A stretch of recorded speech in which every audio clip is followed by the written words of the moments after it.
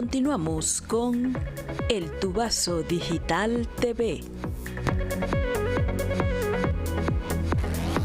Siembra TV, más cerca de ti.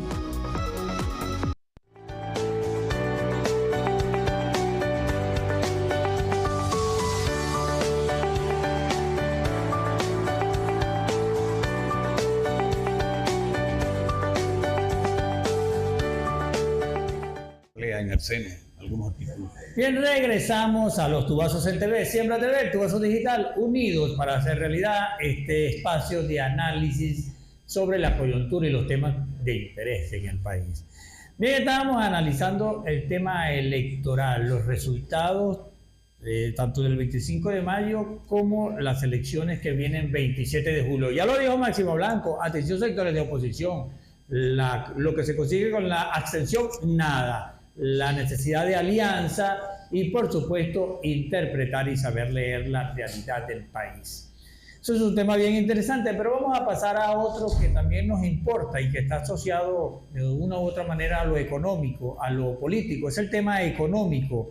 Esta semana hubo información sobre el tema de la subida de la unidad tributaria. Me gustaría que Máximo, con esa capacidad pedagógica, un poco le explique a la gente ¿qué repercusiones tiene eso y por qué se tomó la decisión? Bueno, se toma la decisión en virtud de los exiguos recursos que va a percibir ahora el Estado.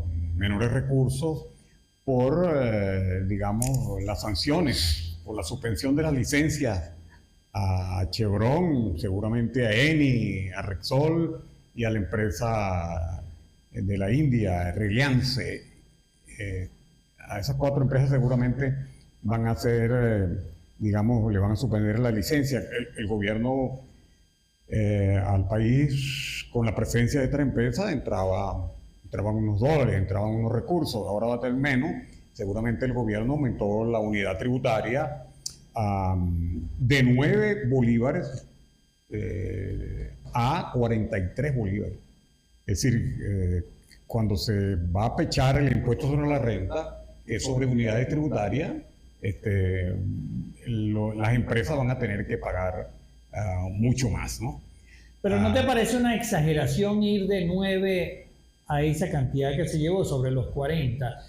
Cuando se van a pechar impuestos, como tú dices, y trabajo con unidades tributarias o las multas, todo lo que tenga que ver recaudación, nos vamos a chocar con una realidad que estoy pagando 4 veces más lo que pagaba. O sea, ¿era necesario esa medida?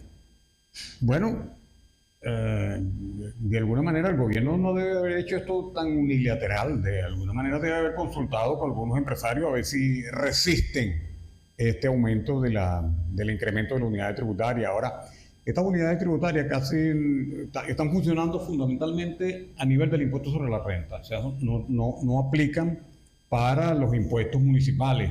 Para esos impuestos municipales le cambiaron, digamos, la estrategia para establecer, digamos, el monto a cobrar. Digamos que está medio en desuso las unidades tributarias, pero esto va a significar un incremento del impuesto, pero es un incremento al final que el productor no podrá transferírselo al consumidor, porque es un impuesto, esas unidades tributarias es sobre un impuesto directo, ¿no? Y el impuesto patrimonial al final, ¿cuánto se ganó el empresario?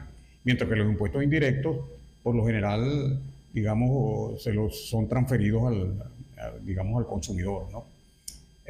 Bueno, es un incremento buscando el gobierno aumentar los ingresos fiscales del país. No sé todavía cuál es el efecto que tendrá este alto incremento, como tú lo comentas y como yo lo aprecio, pues, ¿no? De 9 a 43 bolívares que es el incremento de la unidad tributaria, es bastante, ¿no? Y afectará la actividad de las empresas. Aumenta la voracidad fiscal que hay en el país, que viene de alguna manera frenando la actividad económica. ¿Se va Chevron o no se va? ¿Se quedó? ¿Se modificó la licencia? ¿Qué es lo que pasó entonces? Porque desde sectores de oposición, sectores radicales, aplauden a Trump, le dan las gracias por estar asfixiando la economía, que Chevron se fue. Entonces todo el mundo dice algo diferente. ¿Qué es lo que está pasando en este momento? Bueno, hasta ahora no se ha ido. No está produciendo petróleo desde hace un mes, pero digamos, tiene una autorización que todo el mundo dice que es secreta. Ni Chevron la revela, ni el gobierno de los Estados Unidos dice cuáles son las condiciones por las cuales se queda.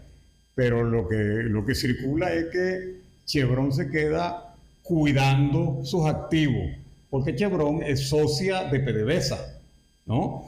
Algunos dicen que, bueno, como ahora PDVSA, que es la accionista mayoritaria, pasa a controlar la actividad económica de esas empresas y seguirá vendiendo petróleo, seguramente con algún descuento a China y a la India y a otros países con los cuales ellos vienen, digamos, lo hicieron en el pasado, ¿no?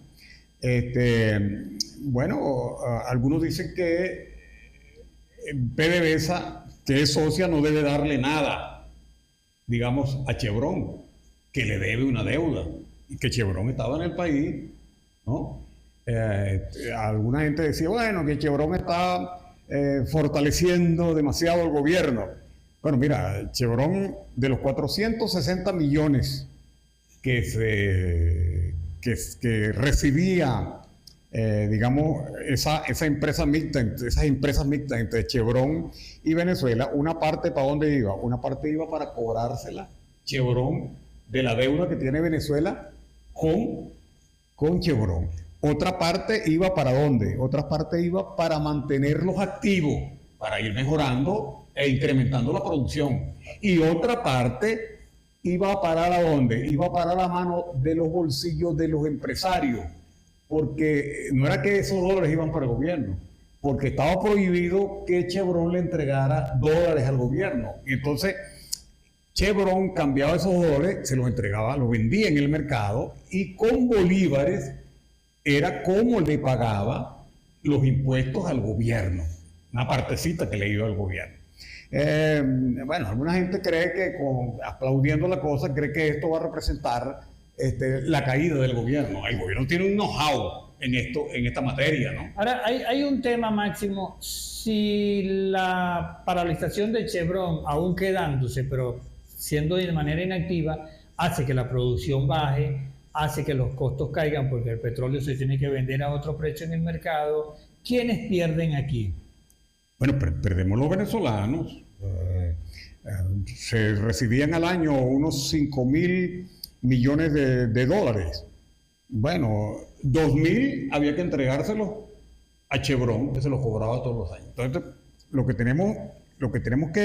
que posiblemente podemos perder son 3.000 millones de dólares. Pero algunos hablan que va a ocurrir una caída de la producción. Yo he estado escuchando a algunos expertos petroleros y dicen que, bueno, que lo más que puede caer la actividad productiva, la actividad de producción de petróleo es el 10%. Eso es lo que puede bajar. Ahora puedes disfrutar de la programación. No vayas a creer que PDVSA no ha buscado aliados. Desde hace tiempo la vicepresidenta ha dado vueltas por China, por Rusia, buscando cómo colocar petróleo. O sea, lo que está prohibido es venderle petróleo directamente a los Estados Unidos y comprar materiales para reponer, digamos, cosas averiadas en la industria petrolera de los Estados Unidos. Pero bueno, el petróleo se seguirá vendiendo, claro, por supuesto, con el descuento. No sé hasta dónde llegará el descuento. Antes el descuento era del 40% del precio, pero aún a ese precio es rentable y le entrará ingresos al gobierno. Ahora, que yo te dije, tiene un know-how, tiene una experiencia, ¿no? Y sabe cómo batallar con sanciones. Hay una pregunta para terminar este tema, porque lo que uno lee de los analistas de oposición, bueno, más que analistas, son políticos, que son los mismos que llamaron a la abstención, es que esto está asfixiando y acorralando al gobierno y ahora el gobierno sí va a caer porque la empresa Chevron dejó de producir. ¿Tú crees que esa medida acorrala al gobierno, lo pone en una situación muy difícil? Bueno, coloca en una situación difícil al país y no afecta fundamentalmente a los grandes jerarcas del gobierno que van a padecer la crisis, porque frente a esto se agudiza la crisis, obviamente en el país. ¿Por qué? Porque bueno, vamos a tener menos dólares. Y si tú tienes menos dólares, la tasa de cambio va a aumentar, se produce una devaluación. Y si se produce una devaluación, ocurre una inflación. Pero si no hay dólares en el país, ¿qué ocurre también? Bueno, disminuye la inversión. Y si disminuye la inversión, disminuye el empleo. Y si disminuye el empleo, ¿no? Y la actividad, ocurre una recesión. Y si ocurre una recesión, baja el Producto Interno Bruto, baja el nivel del ingreso, baja el consumo. Por supuesto, todo esto que te he dicho, ¿a dónde conduce? A un aumento de la pobreza. Si tú me preguntas cómo resuelves el problema que tiene todo el mundo en la cabeza, que lo que pide es aumento de salario. Yo no pediría aumento de salario en este momento. ¿Qué pediría? ¿Qué es lo que resuelve el problema, digamos, atenúa el problema que afecta a la mayoría de los venezolanos, sobre todo los sectores pobres? Es la inflación. Yo pediría al gobierno que resuelva el problema de la inflación. Si me detiene el crecimiento de los precios, yo veré cómo voy mejorando, ¿no? Pero voy a pedirle al gobierno que me aumente los sueldos y salarios y me tienes un problema que me lo va a devorar inmediatamente, que es la inflación. No, deténme el problema que me afecta mi nivel de ingreso. ¿Qué me afecta mi nivel de ingreso? ¿Qué me afecta mi nivel del ingreso real? La inflación. Entonces, eso hacia allí, que yo no entiendo a veces esta oposición, hacia allí tú tienes que dirigir la batería. Resuélveme el problema de la inflación. Entonces, bueno, todo este camino que tú me haces la pregunta conduce a la pobreza, por supuesto, que sí afecta al país. Ahora, yo te digo, yo como político voy a pedir que apliquen las sanciones, o es que yo no recuerde las colas, las trochas, la escasez. Es decir, y lo vivimos y el gobierno no se cayó. ¿Tú quieres nuevamente que se produzca esa situación? Que no va a conducir a que el gobierno salga. No, eso es una política equivocada, ¿no? La política tiene que ser echar músculo, ¿no? Fortalecer los partidos que no existen, fortalecer los sindicatos, fortalecer las asociaciones, meterte en el mundo vecinal. Es decir, echar músculo y buscar cómo ponerle la mano a ciertas instituciones que son por la vía del voto, ¿no? Por la vía del voto. O sea, algunos opositores dicen, bueno, que el gobierno se robó las elecciones. No vale. Los votos, busquen las actas. Yo he visto actas de este proceso. El gobierno en esta oportunidad no modificó ninguna de esas actas andan por ahí rodando, muchas de ellas. Y efectivamente esos son los resultados, ¿no? Perdimos Zulia y perdimos Nueva Esparta. A ver, ganamos Cojedes porque toda la oposición en Cojedes salió a votar, ¿no? Todos estaban con Galíndez y efectivamente Galíndez le metió una paliza al gobierno. Una paliza tan enorme que de los 7 diputados, creo que el gobierno sacó 2 nada más y 5 sacó la oposición a nivel regional. Diputados que van para la Asamblea Nacional. Bien, la conclusión de esto en esta parte del programa, aquellos que aplauden sanciones, aquellos que promueven sanciones, aquellos que ovulan por Donald Trump y están muy contentos. Vamos a ver ahora las consecuencias de esa caída de la producción petrolera, que por supuesto, tal como lo explica Máximo, nos afecta fundamentalmente a nosotros y no contribuyen a lo que sueña la oposición, que es la salida del gobierno. Afecta a los más pobres, que lo afecta la inflación, o es que la inflación no afecta a los que tienen real, porque tienen con qué comprar. Los afecta menos. A quien afecta la inflación es a los pobres. Que son bastantes. Que, bueno, que es la mayoría, el 80% de la población. El 80% de la población es pobre en este país de ingresos.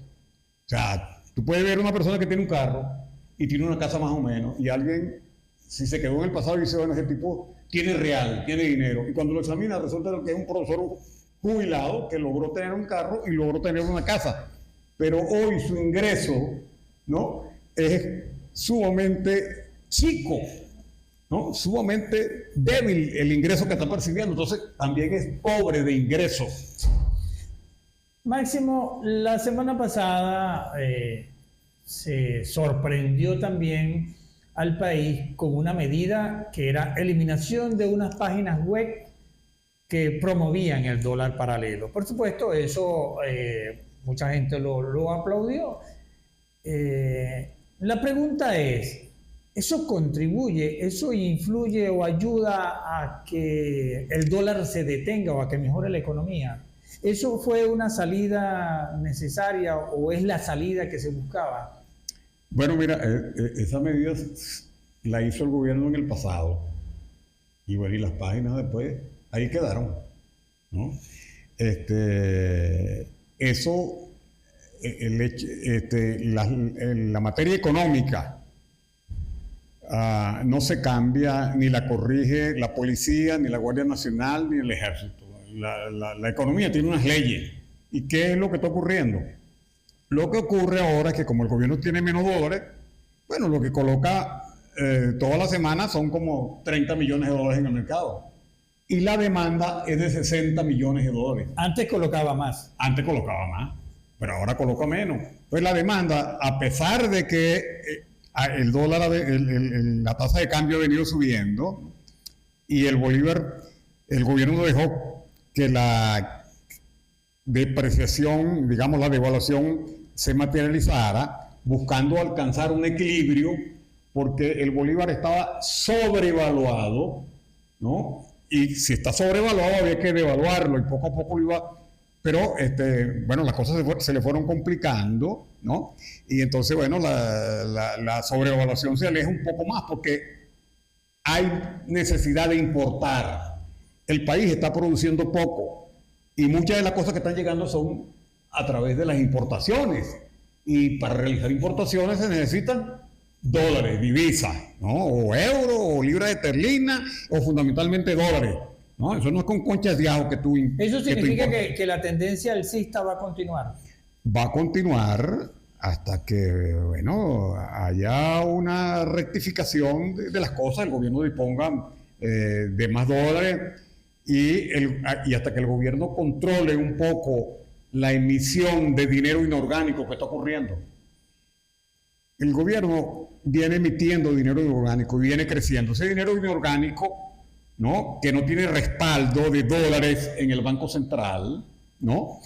¿Para dónde agarra? O agarra para el consumo o agarra a buscar dólares, a comprar dólares, ¿no? El que recibe unos dineros en bolívares, inmediatamente piensa, bueno, voy a comprar dólares, ¿no? O me voy a comprar una moto o lo que sea, ¿no? Y entonces aumenta la demanda de bienes, ese aumento de la demanda presiona sobre los precios y presiona sobre la inflación.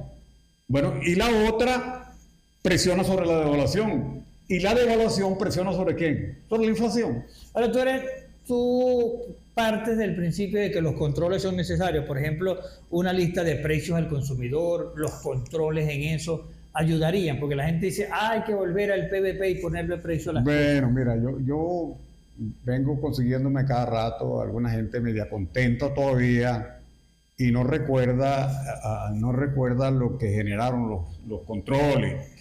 El control de precios genera escasez. Tú controlas un precio y tú eres un productor y tú dices, bueno, este me está colocando un precio de 50 bolívares por las catalinas que yo estoy elaborando. Entonces, a ese precio no me da rentabilidad. ¿Qué hace el tipo? Baja la producción, ¿no? Y es posible que termine cerrando la empresa. Y entonces eso genera escasez. Y eso es escasez que cola, la trocha, importándolo se lo trae de Colombia, no sé qué, en los autobuses. Esa experiencia ya la vivimos. Y el gobierno, yo creí que el gobierno no iba a repetir eso, porque el gobierno, después de haber establecido el control de precios y ver que los precios que más subían eran sobre los bienes controlados, terminó suspendiendo esa política, no le dio resultado. Yo no creo que la vaya a repetir, claro. En esta oportunidad no está hablando de establecerla en bolívares, está hablando de establecerla en dólares, ¿no? Seguramente acordada por algún tiempo para que no haya... Y sobre una canasta en particular, ¿no? La canasta que tiene que ver con el estómago, ¿no? Con la dieta diaria, con lo que la gente compra, ¿no? La carne, el pollo, los huevos, ¿no? Es una pequeña canasta como de 40 productos. Y la está colocando en dólares. Yo no sé cuál será el efecto, pero hasta ahora, en toda la historia de la humanidad, en todos los países del mundo donde han establecido controles de precios, eso lo que ha generado es más inflación, eso no ha resuelto el problema. O sea, es un problema que se resuelve, la inflación la resuelve con dos medidas. Una, tienes que producir, tienes que estimular la inversión. Y la otra es, tienes que establecer una caja de conversión. ¿Cómo es esa? Bueno, tú no puedes tirar bolívares si tú no tienes reserva, ¿no? Tú tienes que tener dólares allí establecidos, o oro, o derechos especiales de giro. ¿Y no los tenemos? No, vale, mire, yo te voy a decir que tenemos. El gobierno contabiliza en derechos especiales de giro 5.000 millones de dólares, pero resulta que esos 5.000 millones de dólares en derechos especiales de giro están en el Fondo Monetario Internacional. Y el Fondo Monetario Internacional dice, bueno, como yo no se los entrego al gobierno porque, bueno, primero tenía que se Guaidó, que se tenía, ¿no? 2 gobiernos, y ahorita, como el Fondo Monetario Internacional no reconoce el gobierno, no se los entrega. Pero sin embargo, el gobierno los coloca allí, 5.000 millones de dólares en derechos especiales de giro. Derechos especiales de giro no es una moneda. Derechos especiales de giro es un activo cuyo valor lo dan las 5 monedas, es un promedio de las 5 monedas más fuertes del mundo, ¿no? Del dólar, del yen japonés, de la libra esterlina, de la moneda de China y, bueno, alguna otra de estos. Ajá, no, ese no está metido. Eso no está metido. Está el dólar, el yen japonés, la libra esterlina, bueno, 5 monedas, pero el rublo no está metido. Bueno, y los tiene ahí en contabilidad, pero no los tiene. Lo otro que tiene son como 4.500 millones en oro, porque ha vendido oro, que da miedo. Ahora lo que tiene son 52 toneladas de oro ahí. Y bueno, y habla de que las reservas internacionales son 10.000 millones de dólares. Entonces, ¿cuánto tienen reservas operativas? O sea, reservas operativas significa billete, ¿no? En dólares. Tiene muy poquita. Por eso, de lo poco que recibe, mete 30 por toda la semana, ¿no? Fíjate, Máximo, buscando abastecer la demanda. No quiero terminar el programa sin analizar el panorama internacional. Siempre la figura del presidente de los Estados Unidos va a ser noticia. Quería que brevemente me dijeras tu opinión sobre Trump, su manera como se maneja. Y luego te pregunto por algo que quiero conversarlo hoy en el programa. Bueno, mira, Trump viene bajando de popularidad en los Estados Unidos, ¿no? Creía que tenía la fortaleza para dominar todas las economías del mundo, y hoy anda, después que atropelló, anda recogiendo, ¿no? Y mira, vienen ocurriendo allí cambios. Elon Musk ya se fue del gobierno y le está cayendo a piña, ¿no? Lo había nombrado para que le redujera el gasto público, y Elon Musk estaba tomando algunas medidas, y resulta que por otro lado Trump manda una ley, ¿no?, al Congreso, y esa ley lo que está aumentando el gasto público. Entonces el tipo dijo, bueno, ¿y esto qué? Pues entonces, entre otras razones, por eso se fue. Y ahora le está cuestionando la ley. Y ahora le está cuestionando la ley, y seguramente pasará dentro de poco frontalmente a estar en el campo opositor. Ahí hay un tema de las remesas. Se está manejando, quería que me comentaras eso, la posibilidad de un impuesto a las remesas. ¿Eso es posible? ¿Eso nos afectaría? Bueno, eso está ahí en en la Asamblea, en el Congreso de los Estados Unidos. Eso va a generar un debate inmenso porque, bueno, después que a ti te cobran el impuesto y terminas de recibir tu dinero personal, ¿no? Tu salario, bueno, tú haces con tu salario lo que quieras, cómpralo por aquí, lo regalas, ¿no? Lo envías al exterior. Entonces, esos son medidas antidemocráticas, ¿no? Que en un país que se jacta de ser digamos, el campeón de la democracia a nivel mundial, no se pueden tolerar medidas como esa, ¿no? Ahora, una medida como esa, digamos, afectaría. Los primeros que están chillando son los mexicanos, ¿no? De la cantidad de dólares que pasan los mexicanos, ¿no? Que están en los Estados Unidos hacia su país, ¿no? Hacia sus familiares. Y imagínate tú, todos los venezolanos que están allá, ¿no? También se va a reducir, ¿no? El envío de remesas que llega a nuestro país, porque tiene que pagar el 3%, ¿no? De esas remesas tendría que entregárselo al gobierno de los Estados Unidos. Es una locura que atenta pues contra el libre albedrío de tu ingreso neto, pues, personal. ¿Quién gana la guerra económica? Para no hablar de la otra guerra que es muy fea. La guerra económica, China, Estados Unidos, ¿quién la está ganando en este momento? Bueno, la mayoría de la gente dice que la está ganando China, porque el gobierno de los Estados Unidos aumentó los aranceles intentando que empresas que estaban operando en los Estados Unidos y se habían ido para China retornaran, ¿no?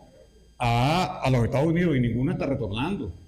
¿Por qué? Bueno, porque a pesar de que le claves un impuesto, siempre van a producir más barato en China, porque la mano de obra es más barata que en los Estados Unidos, que la mano de obra es demasiado cara. Entonces no tendrían cómo competir. Si disminuye la venta de esas empresas que están en China en el mercado norteamericano, los chinos tendrán otros mercados, y han abierto mercados en América Latina y en el mundo. Y bueno, y desde allí esas empresas pueden perfectamente operar desde allí. Yo creo que, y además el dólar está muy aporreado, ¿no? Los Estados Unidos tienen una deuda muy alta. Van a tener que tomar algunas medidas si quieren seguir conservando su nivel de importancia en la economía mundial y su nivel político, digamos, en la esfera mundial, ¿no? Pero bueno, los chinos han avanzado. A veces se ha hablado de que los chinos van a digamos, a bajar su nivel de incremento del Producto Interno Bruto, pero los tipos vienen creciendo, ¿no? Bien, amigos, él es Máximo Blanco, economista, analista político, profesor universitario, y con él hablamos del tema político y el tema económico en Venezuela y en el mundo.